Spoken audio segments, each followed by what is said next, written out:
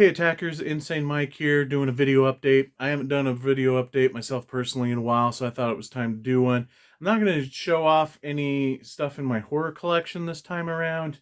I am actually going to be talking about one of my favorite comedies of all time, and definitely like my favorite sci-fi comedy of all time, and that is of course Spaceballs. Huge Spaceballs fan. Love the movie. I've seen it hundreds and hundreds of times, and so much so that I can quote the movie from top to bottom. I have I have triggers. There's like certain words that you say that trigger like the whole Pizza the Hut monologue scene. So anytime somebody says a word that from that, I just go into the whole rant. It drives my family crazy. Anyway, uh, now, so I have a little bit of a Spaceballs collection, not a very big one, not very much. Uh, Pretty much just a few things I've picked up over the years. Anytime I find anything, and to my knowledge, there isn't a ton of Spaceballs merchandise out there, and a lot of that has to do with because there was a deal made, Mel Brooks made with Lucasfilms to when they were parodying Star Wars and that stuff that they could get away with that as long as they didn't put out any toy merchandising. They were contractually obligated not to release any Spaceballs toys, which I find kind of funny and ironic, and I'm pretty sure it's a nice little jab to that whole thing in the movie when Yogurt is talking about Spaceballs merchandising. With Spaceballs, the coloring book, Spaceballs, the lunchbox, Spaceballs, the flamethrower. The kids love that one, and that's so I feel like that's kind of a jab to Lucasfilms there a little bit, and I just love how everything in the movie is Spaceballs the. Even in the bathroom, there's like Spaceballs the toilet paper, Spaceballs the towel, in the bedroom, Spaceballs the bed sheets, all of which I wanted but didn't really exist. But I love how when there was merchandising in the real world, it was always Spaceballs the whatever. So I'm going to show off what I have for my Spaceballs collection. Obviously, starting off, we've got my copies of Spaceballs on DVD and Spaceballs on Blu-ray. So I got those. I don't have Spaceballs the VHS. I went digging through my VHS and was shocked that I didn't have Spaceballs of all movies. But the DVD is awesome because it's got a Mel Brooks commentary behind the scenes. The menu screen itself is awesome because it's set up like like a console of the spaceship, and there's a cow floating in space on the monitor, which is weird because there's no cows in the movie, but whatever. And the Blu-ray has a lot of that great stuff too, including the documentary and whatnot. But then we get into the other merchandise.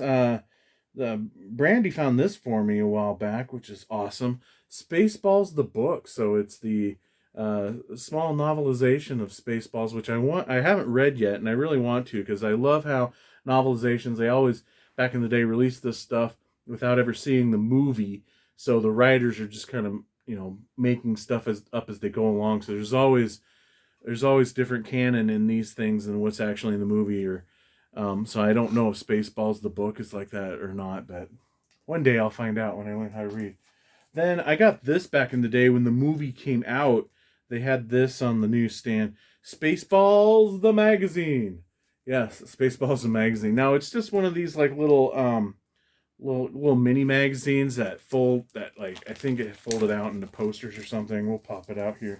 As you can see, it wasn't a very thick magazine. Maybe it had posters inside that popped out. Regardless, I don't think I have the posters anymore. I don't.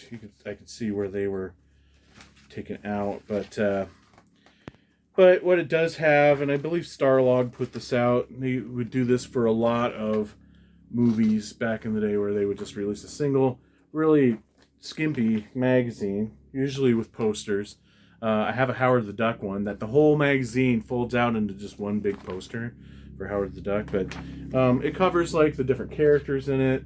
Lone Star, Princess Vespa, Barf. So it's a pretty sweet magazine for what it is, Anyway, And I've had this thing forever, so it's pretty beat up, but Spaceballs, the magazine. Then I actually have, I don't have it on CD, I should get it on CD someday, but I do have Spaceballs, the soundtrack on vinyl. Yes, on vinyl. Found it at a Target in my youth, and it was a cutout, so it was in like the bargain clearance bin or whatever. And it's got the Spaceballs main theme on it, which is a really cool. I like that song a lot. Um, well, it's okay. Spaceballs the theme, so that's the orchestral. But then there's Spaceballs performed by the Spinners. That song is what I was talking about. It's pretty cool. You got Hot Together by the Pointer Sisters, Good Enough by Van Halen, which is the song that when you first see the Winnebago flying through space, when we are introduced to Lone Star and Barf, that whole setup, that's the song that's playing that Barf is dancing to. Want to Be Loved by You by Ladyfire. My Heart Has a Mind of Its Own by Kim Carnes. Heartstrings by Berlin. And then a couple more orchestral tunes there. So, Spaceballs, the soundtrack. And then probably one of my favorite of this, because it's so random. And again, found this in my youth, just randomly at one of my local comic book store hangouts. Spaceballs, the stickers. It's got a little some red stains on it. Back in making fake blood and kind of making films in my bedroom and throwing blood around. I got some blood on it, but yeah, it's a weird one. Spaceballs, the stickers. I don't know where this came from. I'm always assumed it was just a promotional material that you got when the movie came out, that theaters got, but that's probably one of my favorites because it's so weird. Yeah, that's my Spaceballs collection. Like I said, I didn't have Spaceballs on VHS, but I figured since we're on the topic of Star Wars parodies, I do have the mother of original Star Wars parodies on VHS, and that is Hardware Wars. If you've never seen Hardware Wars, I'm pretty sure you could probably find it on YouTube. Back in the day, it was like everywhere. And when they did the special edition releases in theaters of the original trilogy, when George Lucas went back and added stuff and updated the effects and all that stuff, there was a lot of other people that jumped on that bandwagon, and Hardware Wars did the same thing. I mean, even the cover is a parody of the cover of the New Hope special edition re-release. So it's kind of a bummer because they did the exact same thing. They like added some more digital effects and stuff, and I hate that. I just really hate that stuff. I mean, I guess part of me lives by the credo is like a film is never finished, but at the same time, once you release it, I don't really feel like you should be tampering with it anymore. Or if you do, and again, that's fine, but still give us the original versions too. I'm pretty sure I'm going to talk about this, or I have talked about this at the point you see this, on our Killer Food episode of the show. Because I know we talked about Attack of the Killer Tomatoes on that. As of right now, we hadn't recorded that episode. But Attack of the Killer Tomatoes did the same thing. They added some more shots and did a lot of new Foley and whatnot, and I hate it so much because Attack of the Killer Tomatoes is a movie that I watched religiously as a kid. So watching it now in this new version with those extra shots and some extra ADR and whatnot, it's cringeworthy because it's not the same thing. And Hardware Wars is even worse for that because they've gone through, and you could see here's a shot here of them of the robots walking through the desert from their ship, and they digitized in a cassette tape as a representative of their ship.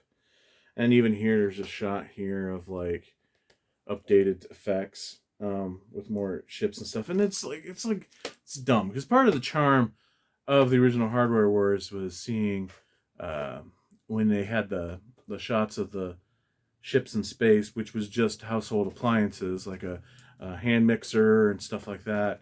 You could see the strings and like the laser effects were just scratches on the original negative film, and that stuff is amazing. And this is what makes Hardware Wars so good and so funny. The fact that it's so purposely cheaply done. So it's kind of a bummer that they did that with Hardware Wars as well. But if you've never seen Hardware Wars, definitely check it out. It's super funny. Super funny. It's not very long either. It's a short film. It's, does it have the running time on here? Oh, yeah, 20 minutes. 20 minutes. So it's not your typical short film, but it's not, it's not a feature, but it's great. It's really funny. Anyway, I'm rambling now. So that is it for video updates. I'm Insane Mike. Thanks for being an attacker and supporting the show. Tell your friends. They could see cool stuff like this if they become an attacker as well. So until the next episode of Attack of the Killer podcast, we'll talk to you then. See ya.